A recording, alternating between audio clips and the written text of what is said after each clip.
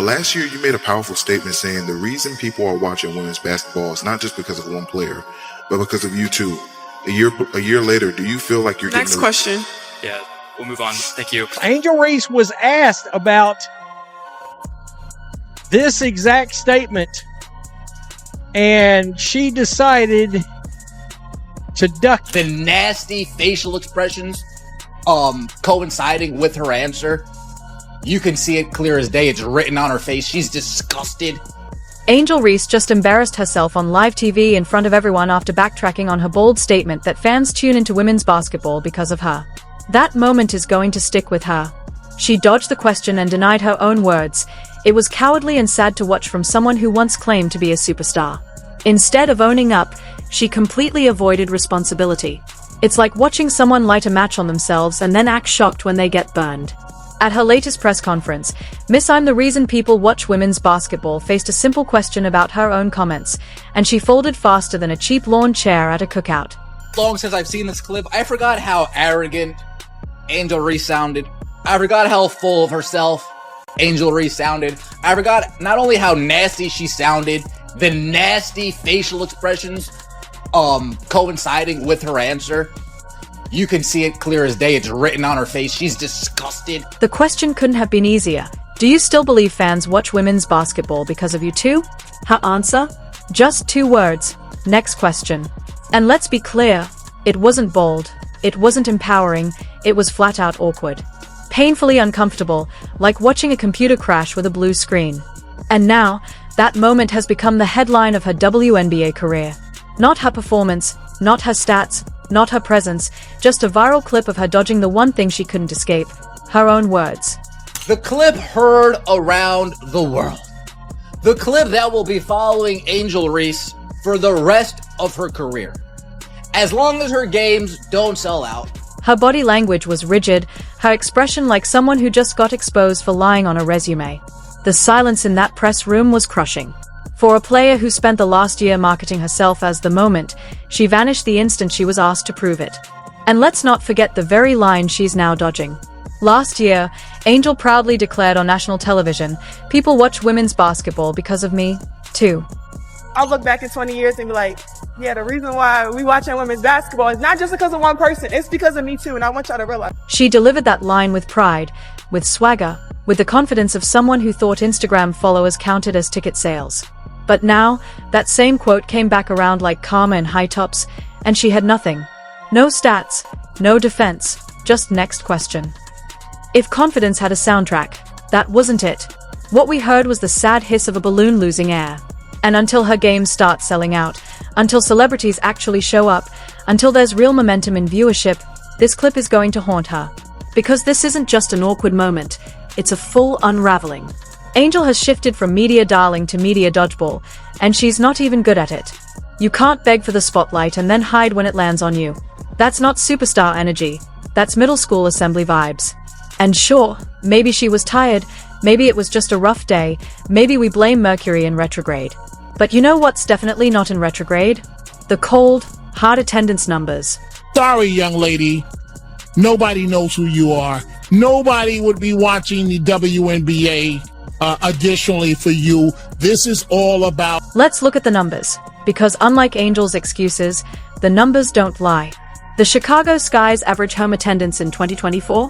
Around 8,000 per game. Decent if you're talking about a community center jazz night, but for someone branded as the WNBA's breakout superstar, that's flat. That's barely a ripple. Now compare that to the Indiana Fever with Caitlin Clark. Brace yourself. Over 17,000 fans every single game.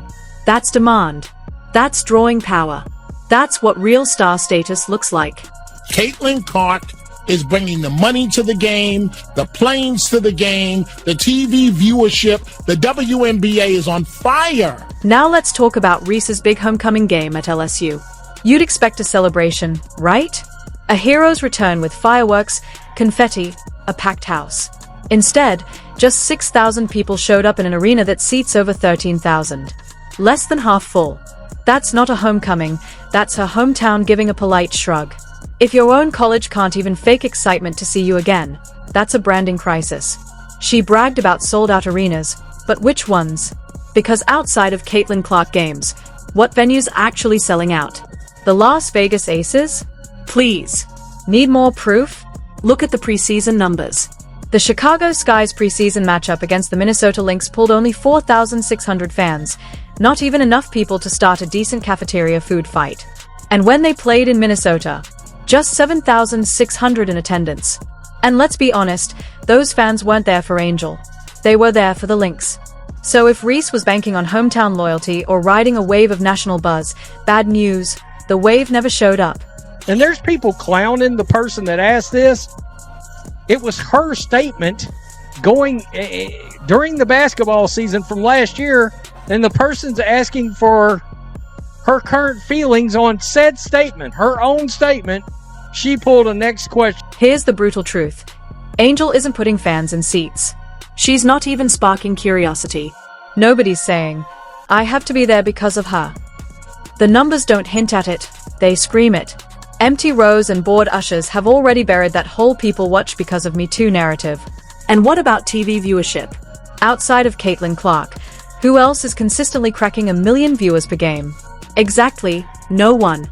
Meanwhile, Angel tries to spin it, saying she's fine playing the villain, but then adds, just don't be mean to me. You can't have it both ways. And then there's the jersey fiasco. If fans truly believe in you, they wear your name on their backs. But here's the reality check.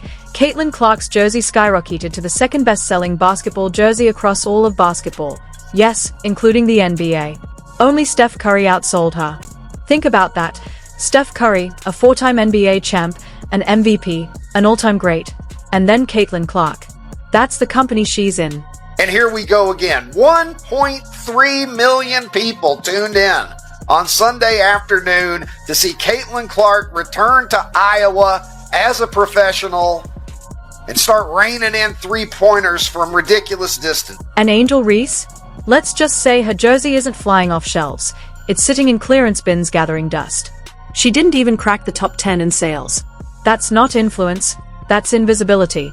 When the list of best-selling jerseys comes out and your name's nowhere on it, you lose the right to claim you're the reason people watch.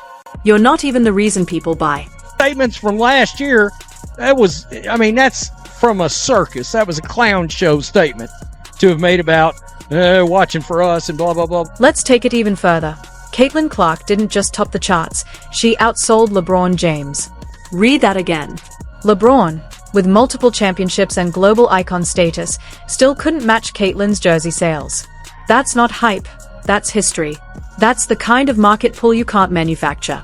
Meanwhile, Angel's stuck courtside, hoping her PR team cooks up a spicy tweet to stay relevant.